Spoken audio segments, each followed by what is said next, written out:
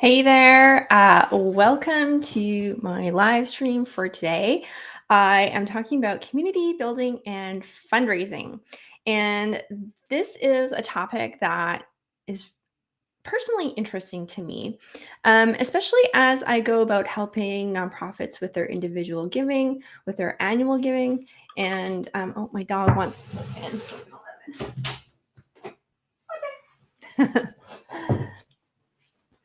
And so I wanted to start sort of like a self-study on this because I hear a lot about community building and people talk about it, about, the importance of it and why nonprofits need to invest in it. But I don't hear a lot of the practical things. And I especially was kind of triggered by a conversation on the donor participation project, one of their events that they had about 2 weeks ago with a marketing person named Mike Schaefer. And he was talking about building community in the context of marketing, and especially for profit organizations, I think. And one of the guests of the event asked the question, well, we are a small shop, we are two people, how do we do this? We know it's important, how do we do this? And that really struck me because we can talk about it all we want, but unless we really understand what this is and understand how to actually do it within our organizations, it's not going to be helpful. So that's what started me on this path. I also have a personal interest in it as well. I mean, probably as most people do, but as it specifically relates to where I live and the community I live in, which I will talk a little bit about or more about in a little bit. So to start here, I'm going to share my screen. And so I'm petting my dog. I will share my screen. I'll bring my dog up. How about this? You get the schnauzer. All right. Because when I was doing the research for this, I, of course, went to Wikipedia first. So that's where we're going to start. I wanted to start with the definition of community and community building. And there's actually not, I mean, I've just started looking into this, but there's not a ton on this specific topic. We'll see as the weeks go by what this looks like in terms of the research that I find. But anyways, we're starting with Wikipedia, and I highlighted a couple of the points that I thought were most relevant in terms of what community is and what community building is. So I highlighted it's sharing common interests and perspectives. It's a sense of coherence and identity that comes with acting together. And there is a huge component to it that is social ties. And we know that if you think about the communities that you're a part of, this is a pretty big component, are those social ties. And that, of course, is what community means to you, what it means to me. I wanted to talk about, too, what my experience with communities. But first, I also was thinking of a post that I saw yesterday.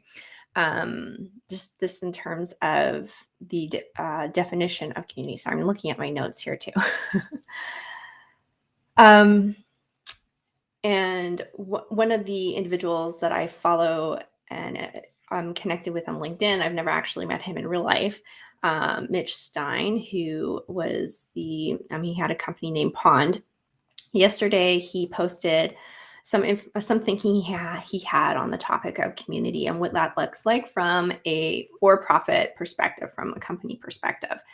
And so I clipped a little bit of that here, and I asked him if it was okay if I talked about this, and he seemed enthusiastic. So check out his post for the full thing. This is just a clip, but he was talking about what community is, sort of differentiated between a group of people who are an audience versus those who are actually have those social ties, those social connections. So I put an asterisk next to the two there. There's a couple in the middle, and again, this is in the context of a company, like a for-profit company, probably to just thinking at it of it from a marketing perspective. But I think we can apply this when we're also thinking about nonprofits. There's lots of ways you can sort of like redefine those terms just slightly, or tweak them just slightly so that they completely apply. And I think this is a really important thing to think about too, because when you've got a nonprofit, there's often people who are newsletter subscribers, they follow you on social media. Those are kind of like those loose connections. And I think it's easy to fall into the trap of thinking and assuming that this is your community when really it's just your audience. It's sort of like that mass big group that is maybe ill defined in some aspects that you're talking to, that you're sharing your message with. And they haven't really moved down that path towards supporting your organization necessarily. All right. So those are the definitions that I've come across lately, the Wikipedia definition, and then we have this one from Mitch Stein. Um, and I wanted to talk about my idea of community and my definition of community.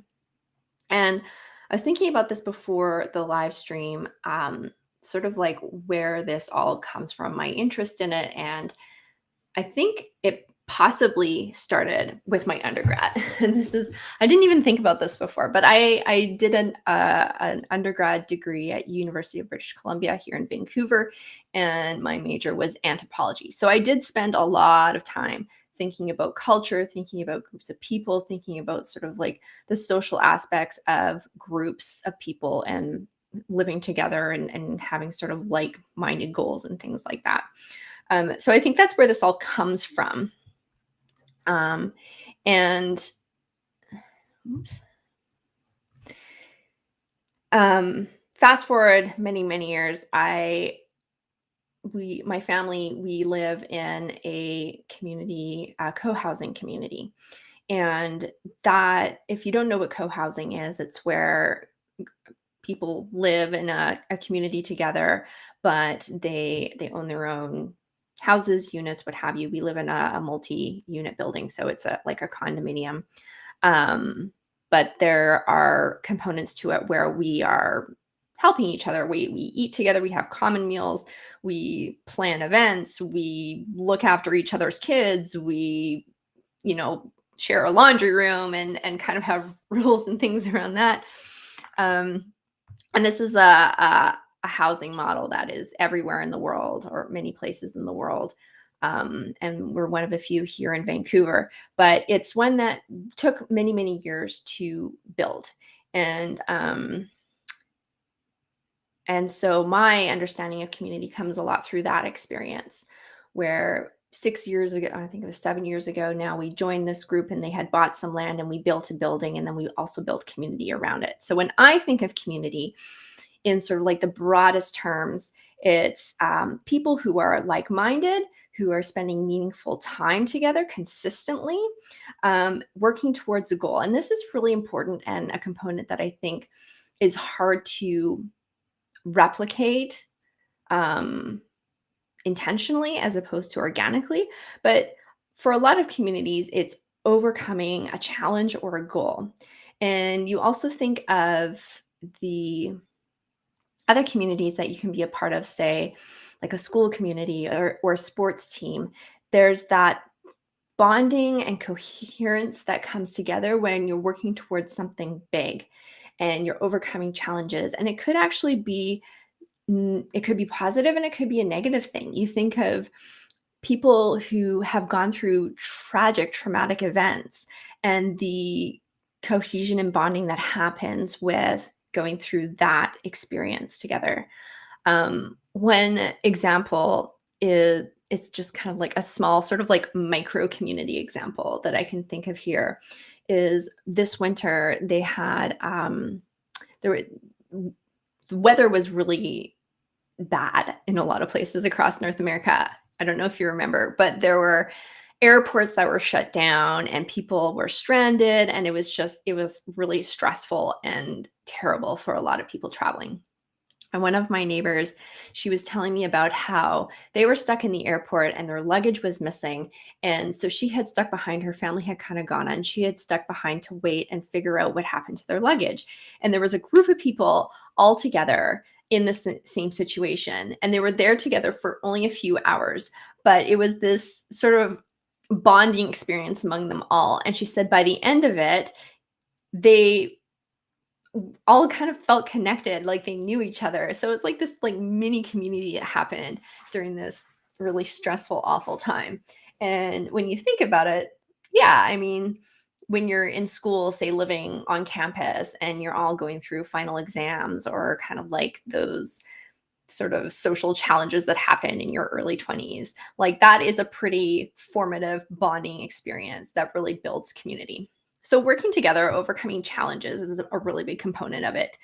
And then I think also you have to have some skin in the game, like for lack of better words. You have to be able to have something of yourself that you give to others, where if you lose that, it hurts. It's a sacrifice. So it could be money, it could be time, it could be like an emotional or psychological piece of yourself that you volunteer, that you give to the wider group. So that's kind of a my definition of community, and I'll share some pictures here of my this is our co-housing community. So we work together to build this, and these are just some pictures from our common house, the kids building on this like fort and us eating together. And this is something I think of often when I think of community building. And so the question then is, if you understand this, if you understand the importance of it in the context of nonprofits, obviously we're not living together and eating meals 3 times a week together necessarily, but they community building is reflected in a lot of the standard practices of a nonprofit. And where you will see that most is in the cultivation and stewardship practices. So you see these strategies that are intended to build trust, intended to deepen relationships and connections. So that, sharing information about your work, providing volunteer opportunities, having events where people come together and you can gather and socialize, creating these meaningful experiences for people to engage with your nonprofit that's related to your mission. These are cultivation and stewardship practices. So it's nothing new. But I think it's important to think of it less in terms of cultivation and stewardship and more in terms of this more holistic community building piece. And I also wanted to talk a little bit too about some examples of what I see as community building, those cultivation and stewardship practices in the context of community building specifically. And one thing that immediately came to mind was the David Suzuki Foundation, who I've been a part of, not a part, I've been a part of in various contexts over the last many, many years. I don't work for them now, but probably like right after I was finished university, I did an internship with them. So I saw from the inside how things were working then, and even then, and that was I can't remember, like 15 years ago, maybe 15 years ago. The project that I was working on was building or helping people to organize book swaps in their local coffee house. It was like this book swap project that we had come up with, and that was it. Like that was the end game, was to connect with people who wanted to host these little events in their communities. It was like a one-day event, and help them to do that and just see what happened. Like that was it. And fast forward now, years and years later, I was also a volunteer with David Suzuki Foundation. I participated in their Butterfly Way project. I think that's what it's called, Butterfly Way. And it's basically where They give people, again, the tools and resources to plant pollinator friendly gardens across Canada with the idea that we're helping the butterflies with their migration and pollinators and bees and things like that. So, in this project, they have people all across the country. But a really cool component of it is they've got an online community. It's a Facebook group that is incredibly active. To this day, I still get notifications of people who are wanting to trade seeds. They want to get together and swap like gardening tips. They're forming little partnerships within their communities to plant these gardens. They're sharing information that they think is interesting. Like, it's a really active community, and people are very connected to each other, like over the years. So I think David Suzuki Foundation does a really good job of this, of building community as a part of their cultivation and stewardship practice. Now, all that to say, I don't know how effective it is in terms of converting volunteers and people who are involved in these communities to donors and supporters. And I'd be really, really curious to know. So I might try and connect with somebody at David Suzuki. Maybe they might tell us. Maybe not. But those are some of the questions I have there. Anyways, check it out as sort of like an example of community building and a focus on that, as opposed to simply hosting an event where people come have wine and cheese, which is nothing wrong with that. But this is very aligned with their mission, of course. And it's interesting too, because they are a national organization and just spread out so far that it's a way to bring people together, even though they are geographically distanced from one another. Um, I have some other examples too, and this is an article that I found, an AFP Global article I found, and it is called Back to Basics: Building a Strong Community of Support for Your Nonprofit. It's a couple of years old, and I will link to it, but I thought it was a really great overview in terms of community building for nonprofits. Again, one of the few that I've been able to find right now. So I'm just going to share my screen again here. Move along from my. So in the article, they say community building gives, or building community gives supporters more ways to contribute to a nonprofit besides just donating. And also, these activities will keep your organization front of mind. So if somebody's involved, of course, they're going to be thinking of you often. Supporters who have deeper connections to your nonprofit will reliably support your organization through easy and difficult times. And here are some examples they give of community building activities. So they've got events, advocacy campaigns, volunteer opportunities, that online community. And then also an interesting point they had here was products and services, which I hadn't really thought of as community building.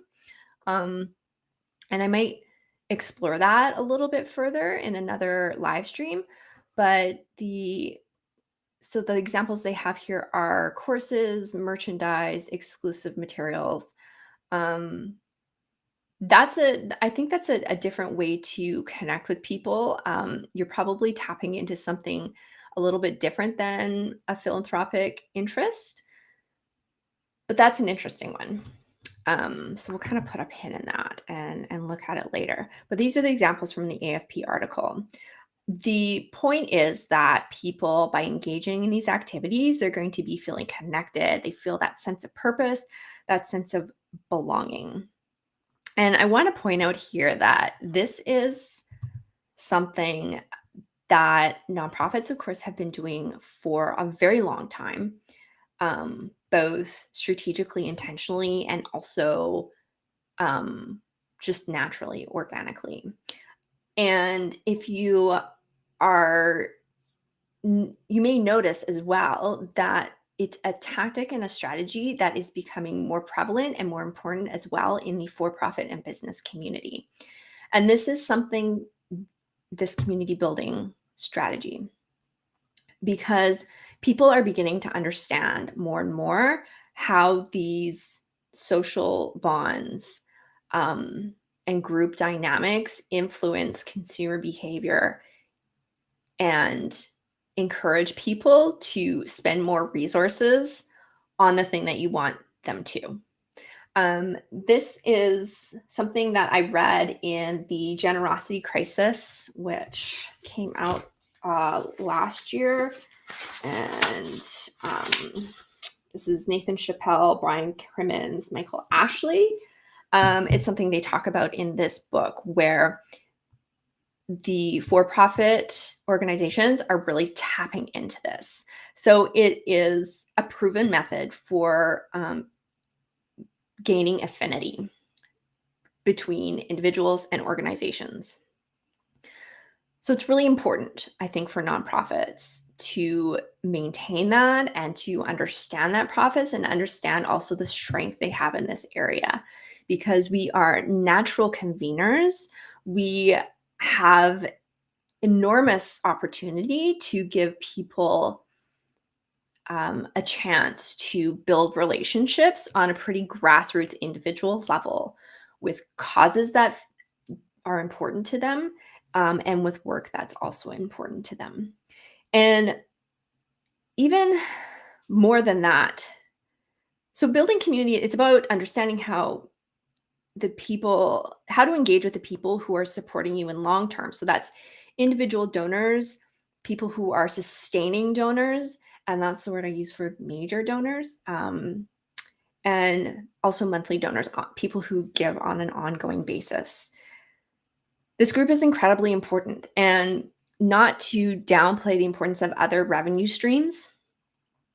I have been a grant writer for many, many years, so I understand the importance, especially for a nonprofit, that grant revenue, government funding revenue is. But I highly encourage nonprofits to focus on and build their individual donor base. The funding is generally unrestricted. It's flexible funding. It is scalable, which means that you can build on what you already have. If your need is growing, it's easier for you to build on that stream of funding coming in. And it's also more resilient in that there are more components to your individual donor base than, say, your foundation donor base.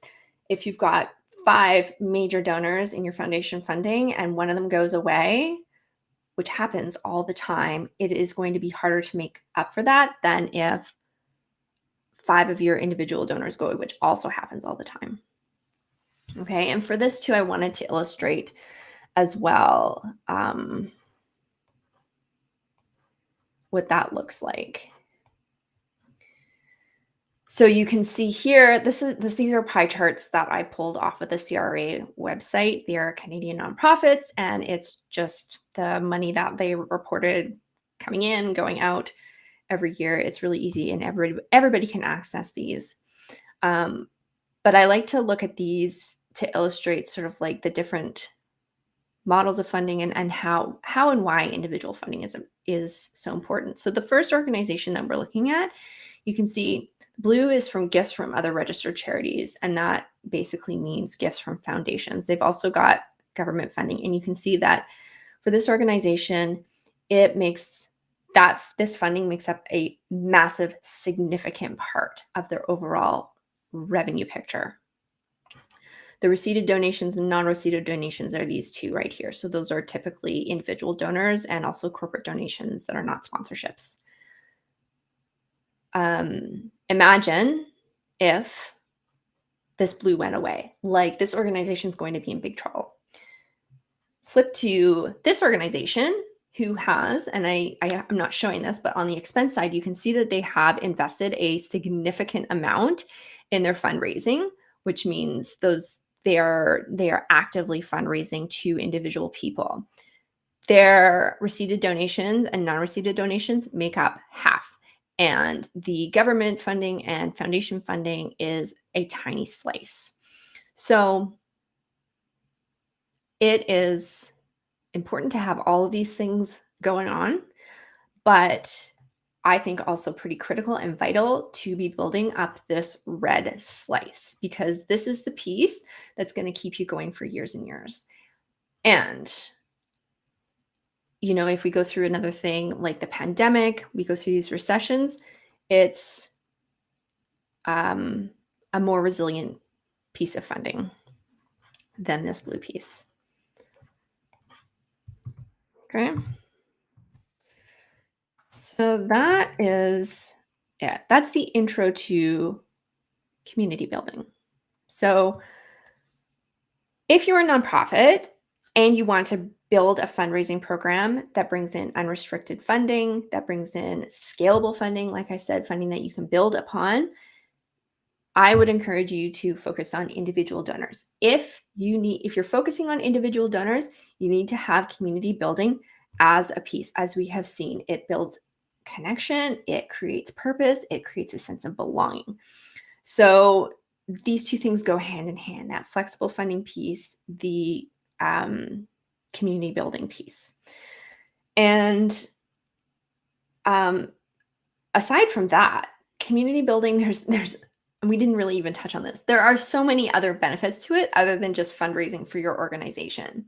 So you're really putting a positive thing into the world. You're contributing to the fabric of society, and I think there's a much more there are noble benefits as well to community building that don't just impact the revenue of your organization. Keeping that in mind as well.